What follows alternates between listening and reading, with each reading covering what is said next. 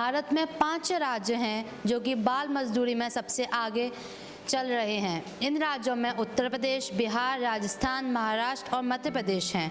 उत्तर प्रदेश की बात करें तो यहाँ बाल मजदूरी का दर 21.5%, बिहार में 10.7% और राजस्थान में 8.5% है। क्या यह आंकड़े समाज को झंझोड़ने के लिए काफ़ी नहीं है? क्या यह आंकड़े इस ओर इशारा नहीं करते कि आज जहाँ पूरे देश के समस्त सरकारें बाल दिवस मनाने पर जोर डाल रही हैं, बच्चों की वस्तु स्थिति से अनजान होना सरकारों को किस प्रकार से शोभा देता है? नमस्कार, आप देख रहे हैं द लोकनीति और मैं प्रीति आपके साथ। और आज हम आपको बताएंगे कि भारत के बच्चों की वर्तमान स्थिति के बारे में। स्थितियां यह नहीं होती जो सरकार हमको दिखाती है, स्थितियां वह होती हैं जो हम सरकारों के डेटा से आपके सामने ला रहे हैं। जिन आंकड़ों का मूल्यांकन सरकार हमसे छुपा रही है वह स्थिति नहीं है। हम ऐसा आरोप इसलिए लगा रहे हैं क्योंकि देश के कई राज्यों में बाल मजदूरी का दर समय दर समय बढ़ता जा रहा है। उत्तर प्रदेश, राजस्थान और बिहार में तो यह आंकड़ा सबसे ज़्यादा है। ऐसे समय में सबसे बड़ा सवाल यह उठता है कि सरकार के बाल दिवस विभाग द्वारा जो फंड के नाम पर करोड़ों और अरबों रुपए खर्च होते हैं, उसे अमतीजाम पहनने में नेता व अधिकारी क्या कर रहे हैं? हमें यह आरोप इसलिए भी लगा रहे हैं क्योंकि यदि सरकार और उनके अधिकारी पूर्णतः सही हैं और वह सही तरीके से कार्य कर रहे हैं, तो फिर यह बच्चों के मजदूरी के आंकड़े आखिर कौन सी कहानी कह रहे हैं? जाहिर है यह कहानी बनी बनाई तो नहीं है, किसी ने न बनाई है। हम वह दिखा रहे हैं जो समाज में है, उसी को बताने दिखाने की कोशिश की गई है। हालांकि मौजूदा सरकार ने भारत की वर्तमान आर्थिक स्थितियों को देखकर एक नया कानून भी निकाला है। इसमें सरकार का कहना है कि हम भारत के आर्थिक सच्चाई से मुंह नहीं मोड़ सकते। तो सरकार ने जो कानून निकाला है उसके एक अनुच्छेद के मुताबिक अभिभावक और रिश्तेदार अपने बच्चों को स्कूल ख़त्म करने के बाद काम पर लगा सकते हैं, अगर बच्चों की कोई ऐतराज़ नहीं है तो। चलिए, आप भी कह रहे होंगे कि काफ़ी नकारात्मक की बातें हो गई हैं, तो चलिए अब करते हैं बात कुछ पहल की। ऐसे पहल जिससे कि बाल मजदूरी का रोका जा सकता है। जैसा कि आप सब जानते हैं कि भारत बेरोजगारी के मामले में बहुत आगे चल रहा है। तो अगर हम बेरोजगारी पर काम करते हैं तो भारत में गरीबी भी कम होगी, और गरीबी कम होगी आप जानते हैं कि गरीब बच्चे पढ़ने जाएंगे, क्योंकि जैसा कि आप जानते हैं देश में बेरोजगारी दर कम होगी तो प्रत्येक घर की पारिवारिक साल भी अच्छी होगी, और अच्छी होगी तो बच्चों को बिना किसी मजदूरी व किसी अन्य संगठन के बाल मजदूरी करवाने के बजाय उन्हें पढ़ाया जा सकेगा, जिससे उनके व्यक्तित्व व कौशल का विकास होगा। इसके साथ ही साथ हमें जागरूकता के कई कार्यक्रम आयोजित करने चाहिए, वह सरकार के माध्यम से हो, चाहे एनजीओ के माध्यम से हो या अन्य क्षेत्र के माध्यम से हो, बस वह जागरूकता कार्यक्रम होने चाहिए। इससे लोगों के अंदर जागरूकता होगी बाल मजदूरी व बाल शिक्षा को लेकर। महत्व के नए पैमाने का पता चल सकेंगे जो कि एक श्रेष्ठ समाज के लिए बहुत ज़रूरी है।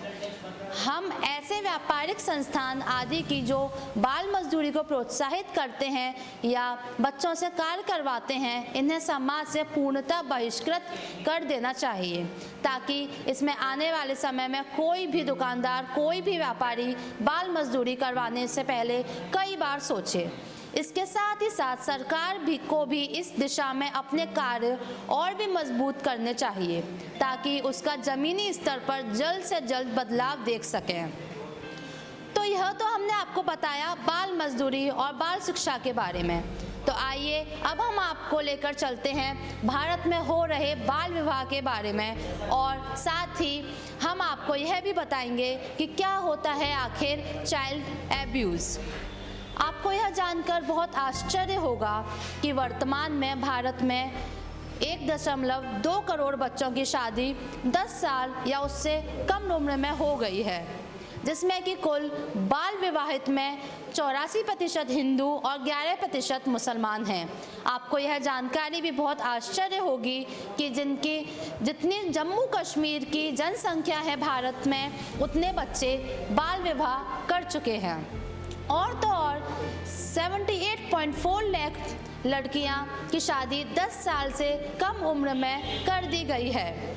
यह जानकर भी बहुत हैरानी होगी कि अगर अनुमान लगाएं तो भारत में 10 बालिका वधुओं में 8 अनपढ़ बालिका होती हैं। अगर हम आंकड़ों की माने तो वह हिंदू लड़कियां जिनका बाल विवाह होता है उसमें 72% लड़कियां ग्रामीण इलाकों से हैं और जिन मुसलमान लड़कियों का बाल विवाह होता है उनमें 58% लड़कियां ग्रामीण इलाकों में हैं। तो जैसा कि हमने आपको बताया था कि हम आपको यह भी बताएंगे कि चाइल्ड एब्यूजिंग आखिर है क्या। तो चाइल्ड एब्यूजिंग को हम सामान्य भाषा में बाल शोषण बोलते हैं। अगर हम आंकड़ों की माने तो बाल शोषण ज़्यादातर 5 से 11 वर्ष की उम्र में होता है। हम आपको यह भी बता दें, अगर आप यह सोच कर बैठे हैं कि बाल शोषण लड़कियों पर ही होता है तो आप यहाँ गलत हैं। बाल शोषण लड़के लड़की दोनों पर ही समान स्तर पर होता है। और तो और भारत में 48.4% लड़कियां ऐसे सोच रखती हैं कि काश वह लड़का होती। आखिर क्यों सोचती हैं यह लड़कियां ऐसा? क्यों? हम बताते हैं आपको। क्योंकि उनके परिवार में उन्हें यह सुनना पड़ता है कि अगर वह लड़का होती तो ऐसा होता, अगर वह लड़का होती तो वैसा होता। वह अपने दिमाग में यह भूमिका बिठा लेती हैं कि अगर मैं लड़का होती तो शायद मेरा परिवार मुझसे खुश होता। और तो और बाल शोषण दिन प्रतिदिन बढ़ता जा रहा है। यह बच्चे किसी से शिकायत भी नहीं कर पाते हैं क्योंकि वह बाल शोषण उनके खुद के परिवार से शुरू हो रहा है। जैसा कि बाल शोषण लड़कों के साथ भी होता है, वैसे ही बाल यौन शोषण भी लड़कों के साथ होता है। ज़्यादातर बाल यौन शोषण 11 से 18 वर्ष की उम्र में होता है और इसका परिणाम यह होता है कि कम उम्र में ही बाल शोषण से ग्रसित होने वाले बच्चे जब युवा अवस्था में आते हैं तो वह मानसिक तौर पर काफ़ी कमज़ोर हो जाते हैं और उन्हें भारी तनाव घेर लेता है। स्थिति और आंकड़े बहुत चौंकाने वाले और गंभीर प्रश्न खड़े करने वाले नहीं हैं। बिल्कुल, हम इस वीडियो के माध्यम से सरकार और समाज को यह बात बताने की कोशिश भी कर रहे हैं कि बाल अपराध जिन भी श्रेणियों में हो समाज के और ख़ास तौर से आने वाले कल के नौजवानों के लिए बहुत ही हानिकारक है। और जब देश का आने वाला नौजवान ही इन चक्रव्यूह में फंसा रहेगा तो देश का आने वाला कल कैसा होगा, इसका अंदाज़ा आप लगा सकते हैं। आप देखते रहें ये द लोक नीति की बाल दिवस पर खास प्रस्तुति। आप सभी को बाल दिवस की हार्दिक शुभकामनाएं। अगर आपको यह वीडियो अच्छा लगा हो तो इसे लाइक करें, हमारे चैनल को सब्सक्राइब करें और हाँ, बेल आइकन दबाना ना भूलें। और खबरों से बने रहने के लिए देखते रहिए द लोक नीति।